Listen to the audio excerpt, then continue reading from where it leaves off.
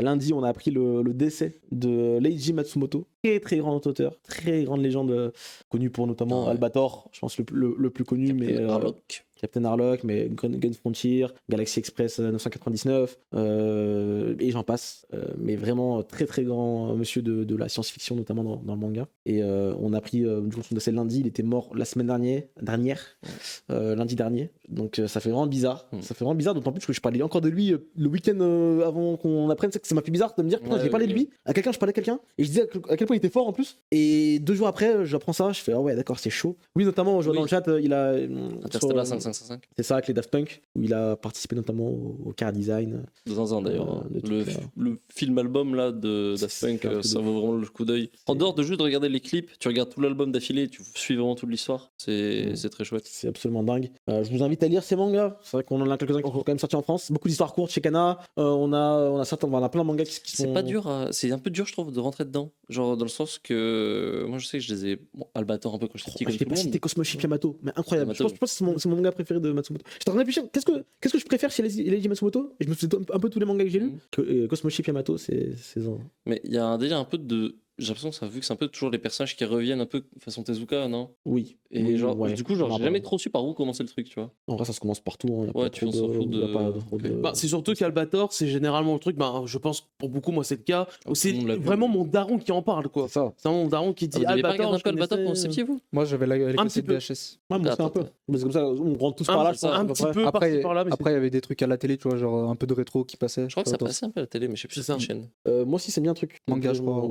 À l'époque, je sais plus quelle chaîne, mais quand on était petit, ouais, ça passait déjà encore. Alors que ça date quand même des années 70. Et tu viens à Japan Expo d'ailleurs. Moi, par contre, le truc d'Albator, parce que c'est le truc le plus récent que j'ai vu, je sais pas du tout ce qu'en pensaient les gens en général. Je sais qu'à l'époque, moi, je l'avais bien aimé. C'était le film en CGI Albator qu'il y avait au cinéma. Oui, ouais, et moi, pour le coup, quand j'avais vu que je connais quasiment rien à Albator, j'ai plutôt bien aimé en vrai. On va dire que pour les fans hardcore, c'est pas foufou, mais encore une fois, pour les néophytes qui veulent rentrer dans l'univers, toujours cool. Je trouve que c'est une bonne porte d'entrée, quoi qu'il arrive. Mais faut lire les mangas, faut regarder les animés. D'ailleurs, Galaxy Express qui a une très bonne adaptation. Il y en a plusieurs d'ailleurs. Il y en a plusieurs. Mais vraiment les mangas.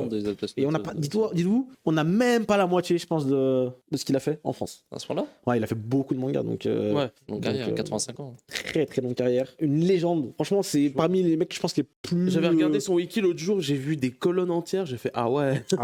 Il y a au moins 30 mangas minimum, 40 œuvres différentes. Donc, surtout avec les petites œuvres. C'est une autre époque où il faisait aussi beaucoup d'histoires courtes. Il y a des recueils d'histoires courtes qui sont chez Kana d'ailleurs, que je vous recommande, qui sont très très bien.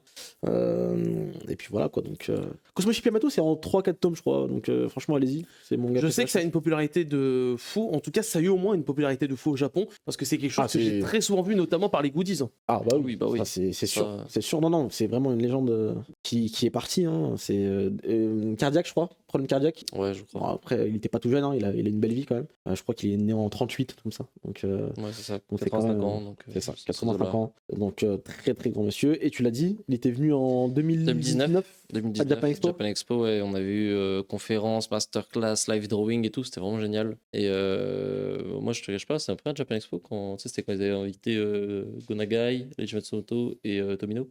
Et c'était vraiment super cool le voir dessiner et tout en live. Le mec est vraiment vraiment trop fort. Donc non, c'est vrai que ça fait un peu bizarre. Et c'est vrai que je vois aussi dans le chat, il a inspiré évidemment beaucoup de mangas actuels. C'était un des grands ponts de la SF. C'est un des pionniers, oui. C'était d'ailleurs le thème de la Japan Expo de 2019, quoi. Ils invitaient les 3 big boss de la SF entre guillemets, et c'est pas pour rien qu'il était dedans. C'est sûr. Donc fallait s'y attendre. Je m'attendais. J'avoue, je suis tombé de haut. 85 ans, c'est quand même. Oui. Ah oui, non, bien sûr. Mais vraiment, genre, je me réveille, j'ouvre mon téléphone. Ça fait bizarre. Je vois le truc, le post. J'étais vraiment pas bien. J'étais en mode what? C'est réel là? En même temps, bah oui, il fallait s'y attendre. C'est parce que ces individus quand tu les vois depuis tellement longtemps que ça fait un peu, t'as l'impression que c'est un peu immortel, quoi. C'est exactement ça. C'est exactement ce que je me suis dit. Mais bon, en tout cas, on a une pensée pour ses proches, pour sa famille, et on espère qu'il repose en paix là où il est. Donc voilà, c'était quand même pour lui rendre hommage un petit peu quand même en début de l'émission. Et peut-être qu'un jour on fera une vraie émission préparée que sur lui, parce qu'il le mérite. Et franchement, encore une fois, grand monsieur.